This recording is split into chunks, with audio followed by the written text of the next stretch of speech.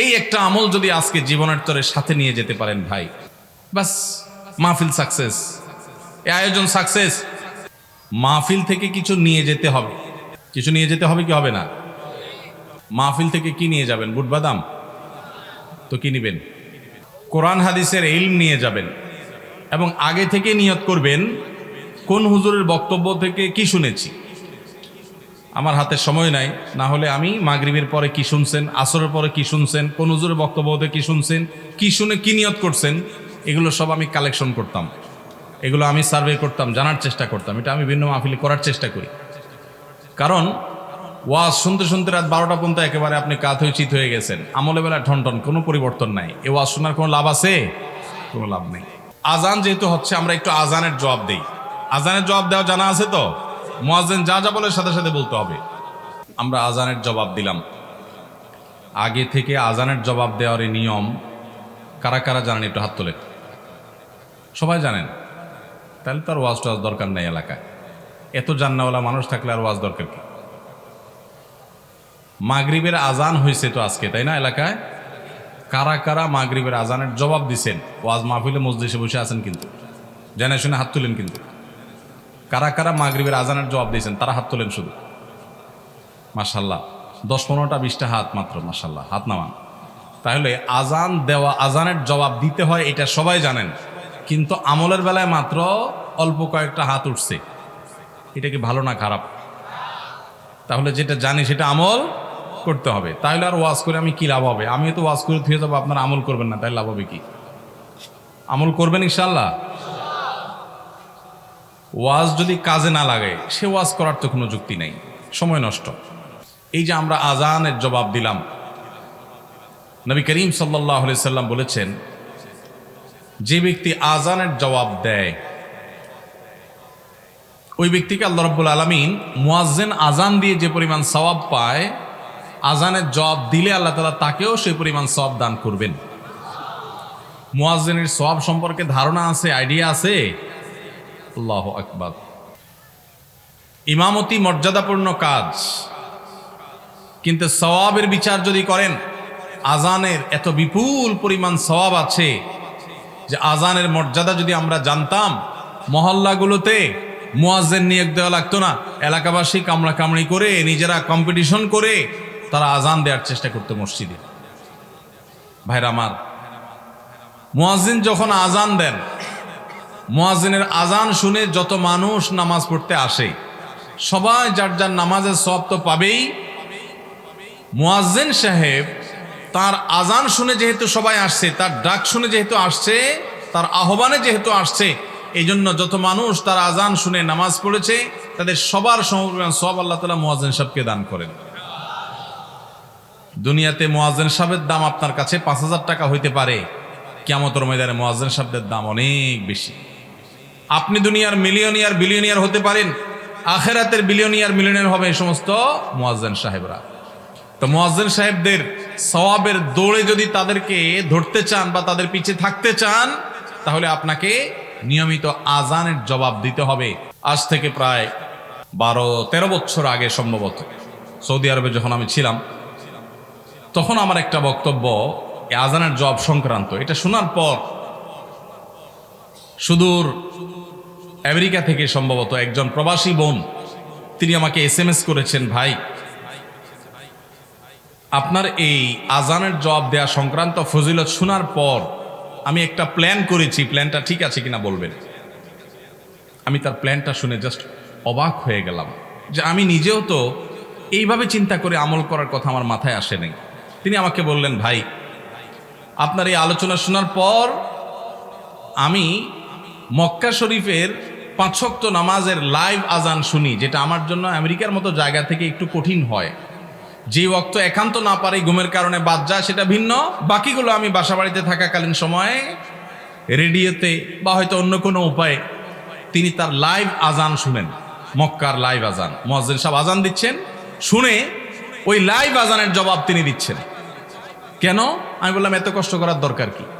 বলে যে প্রথমত এখানে আজান শোনা যায় না আমেরিকাতে, আমি যেখানে শুনি আসি এখানে মসজিদ থেকে আজানের জবাব শোনার রাস্তা নাই। দ্বিতীয়ত হলো মক্কা শরীফের মুয়াজ্জিনের আজান শুনে তো লক্ষ লক্ষ মানুষ নামাজ পড়ে এবং তাদের আবার নামাজের সওয়াব এক রাকাতে 1 লক্ষ। মক্কা শরীফে এক রাকাতে কত সওয়াব? 1 লক্ষ গুণ। তো তাদের যেহেতু একজনের এক রাকাতে 1 লক্ষের সওয়াব হয়, আবার সংখ্যায়ও যদি লক্ষ লক্ষ মানুষ, তাহলে সেই আজানের জবাব যদি দেই, তাহলে এই যে লক্ষ লক্ষ মানুষের কোটি কোটি সওয়াব, এগুলো ওই যে মুয়াজ্জিন আজান দিয়ে পাচ্ছেন, আমি জবাব দিয়ে যদি তার মতো সওয়াব পাই, তাহলে তো আমার অ্যাকাউন্ট, আমার আমল নামা সওয়াবে পরিপূর্ণ হবে। এই জন্য হুজুর আমি কষ্ট হওয়া সত্ত্বেও সৌদি আরবের মক্কার সে আজানকে ফলো করি। আরো 12-14 বছর আগের ঘটনা। তার এই SMS পাওয়ার পর আমি নিজে আপ্লুত হয়ে গেছি যে আল্লাহ, আমিও তো এইভাবে চিন্তা করি নাই যে আমলের জন্য এতটা পাগল পড়া হওয়া যায়। আমাদের বোনরা আমলের ক্ষেত্রে অনেক এগিয়ে, আমাদের পুরুষদের চাইতে বাংলাদেশেও আমি দেখেছি, সর্বকালেই অবশ্য সব সমাজেই আমাদের মা বোনরা বরাবর এগিয়ে থাকেন। আল্লাহ তাআলা আমাদের মা বোনদেরকে দ্বীনের জন্য কবুল এবং মঞ্জুর করেন। আজানের জবাব কিভাবে দিবেন? কুলু মিসলা মা ইয়াকুলুল মুআজ্জিন। সহিহ মুসলিমে নবী করিম সাল্লাল্লাহু আলাইহি ওয়াসাল্লাম আজানের জবাব দেওয়া শিখাইছেন। কিভাবে আজানের জবাব দিবেন? আজানের জবাব দেওয়া 2 ভাবে, এক হলো মৌখিকভাবে আর এক হলো আচরণিকভাবে। আচরণগতভাবে কিভাবে? মুয়াজ্জিন বলেছে হাইয়া আলাস সালাহ, সালাতের দিকে আসো, আপনি সব কাজ কাম ফেলে সালাতে চলে গেলেন, এটা হলো আসল জবাব আজানের। এটা হলো আচরণগত জবাব, আমলি জবাব। আর মৌখিক জবাব কোনটা? মুয়াজ্জিন যা যা বলে আপনিও তা তা বলবেন। মুয়াজ্জিন আল্লাহু আকবার বলে শেষ করলে আপনি আল্লাহু আকবার বলবেন। মুয়াজ্জিন আশহাদু আল্লা ইলাহা ইল্লাল্লাহ বলে শেষ করলে আপনিও আশহাদু আল্লা ইলাহা ইল্লাল্লাহ বলবেন। মুয়াজ্জিন যখন আশহাদু আন্না মুহাম্মাদুর রাসূলুল্লাহ বলবে, আপনি তখন কি বলবেন? এক ভাই বলছে সাল্লাল্লাহু আলাইহি সাল্লাম। আপনারা এটাতে কারা কারা ভোট দেন? হাত তোলেন। নাই, ভোট নাই এটার পক্ষে। আচ্ছা, তাহলে এবার কথা শুনেন, মনোযোগ দিয়ে শুনেন। মুয়াজ্জিন যখন আশহাদু আন্না মুহাম্মাদুর রাসূলুল্লাহ বলে, তখন আমরা আশহাদু আন্না মুহাম্মাদুর রাসূলুল্লাহই বলবো।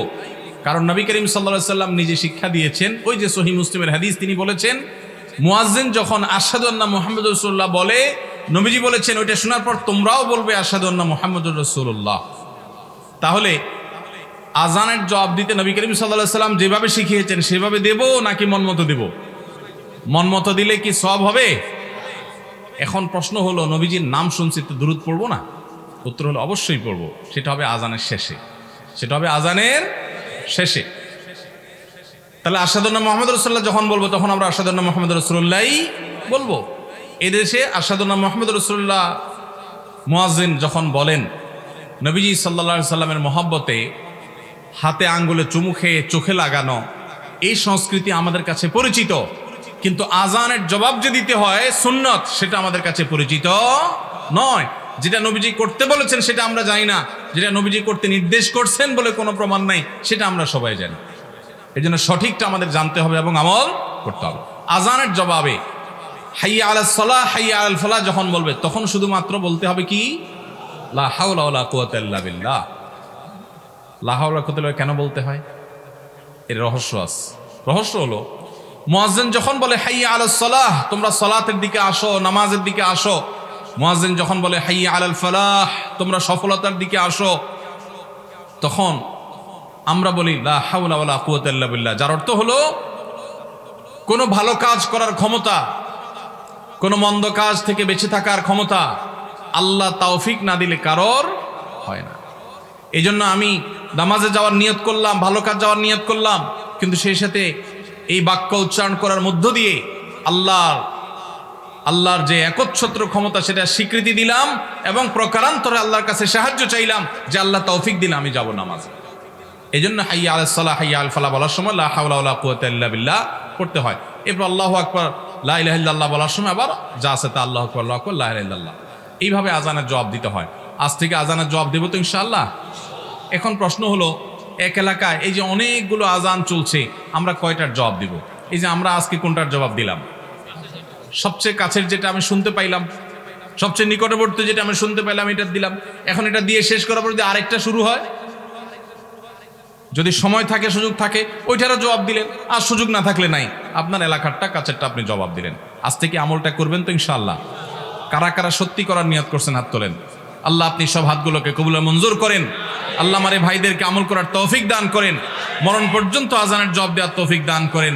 শুধু মুখের জবাব নয়, শারীরিক জবাব, মসজিদে উপস্থিত হয়ে জবাব দেওয়ার তৌফিক দান করেন। মাশাআল্লাহ, এই একটা আমল যদি আজকে জীবনের তরে সাথে নিয়ে যেতে পারেন ভাই, বাস মাহফিল সাকসেস, এই আয়োজন সাকসেস। আমার ভাইদের এই প্রচেষ্টা, ঢাকা চিটাং থেকে ওনারা আসছেন এলাকাবাসী আপনাদের কল্যাণে। এই মাহফিল থেকে আপনারা চাঁদা তুলে কি ওনাদেরকে দিবেন টাকা পয়সা? কোনো খাওয়াবেন দাওয়াবেন? কোনো কিছুই না। তাহলে এলাকাবাসীর কল্যাণে তারা ঈদগাহ, মসজিদ, মাদ্রাসা, মাহফিল, অন্যান্য আয়োজনগুলো করছেন। আমরা যদি সেগুলো থেকে কিছু গ্রহণ করি তাহলে তাদের আয়োজন সার্থক হবে। আর যদি শুধু কানসুক করে চলে যান, যা বলেন ওয়াজ একটা শুনছি আছে, উল্টে ফেলাইছে একেবারে ওয়াজ করে, কি শুনছেন তার কোনো খবর নাই। আর একজন আইল ঠেলা যদি বন্ধ না হয়, এ ওয়াজ শুনে লাভ আছে কোনো? যে ওয়াজের পরে আপনার আগের জীবন আর পরের জীবনে কোনো পার্থক্য হয় নাই, সে ওয়াজ ওয়াজ না। সে ওয়াজ শুনে লাভ নাই, সে ওয়াজ করেও লাভ নাই। যে ওয়াজ আপনার ওয়াজের আগের জীবন আর পরের জীবনের ভিতরে পরিবর্তন করে নাই, আজকে এই মাহফিল থেকে যাওয়ার পরে আপনার ভিতরে যদি কোনো ভাবলেশ না আসে, কোনো পরিবর্তন না আসে, কোনো চেঞ্জ না হয়, তো মনে রাখবেন আপনার এই ওয়াজ শুনে কোনো ফায়দা হবে না। চেঞ্জ করার নিয়ত করেছেন তো ইনশাআল্লাহ? তাহলে এই যে আমরা আজানের জবাব দেওয়ার কথা শুনলাম, আমল করব তো ইনশাআল্লাহ?